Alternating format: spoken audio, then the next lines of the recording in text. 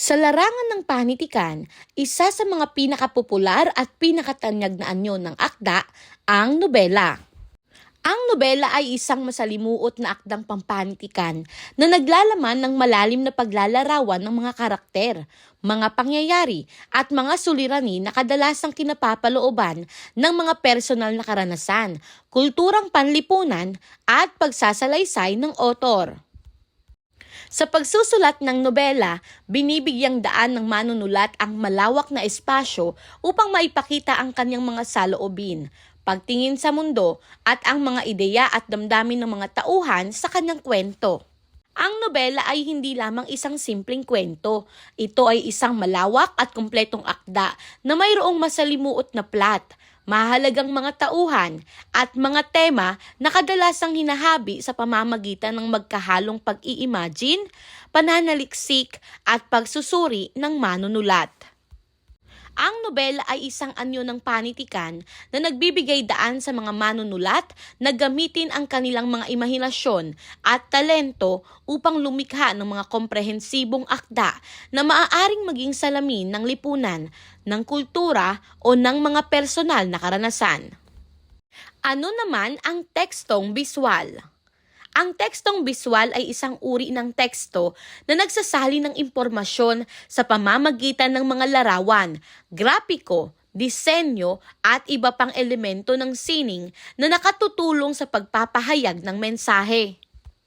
Ito ay karaniwang ginagamit sa mga poster, flyer, infographic at iba pang anyo ng mga materyales na nakatutulong sa pagpapalaganap ng impormasyon. Samantala, narito naman ang mga elemento ng tekstong biswal.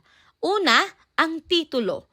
Ito ay naglalaman ng pangalan ng teksto at nagbibigay preview ng impormasyon na nakasaad sa teksto. Pangalawa, ang teksto. Ito ay ang mga salita na nakasulat sa teksto. Hindi ito nakaorganisa sa paraan ng isang sulat, bagkus ay nakaayon sa mga larawan, grapiko, disenyo at iba pang elemento ng sining. Pangatlo, ang larawan. Ito ay ang biswal na elemento na nagpapakita ng isang kaisipan o mensahe. Ito ay maaaring kahit anong uri ng larawan tulad ng mga larawan ng tao, hayop, lugar, bagay o mga grapiko. Ang pang-apat ay ang disenyo. Ito ay mga elemento ng sining upang magbigay ng estetikong halaga sa teksto. Ito ay maaaring magpakita ng mga kahon, linya, kulay at iba pang elemento ng sining.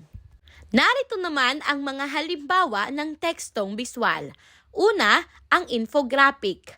Ito ay isang biswal na imahe tulad ng isang chart o diagram na ginagamit upang kumatawan sa impormasyon o data.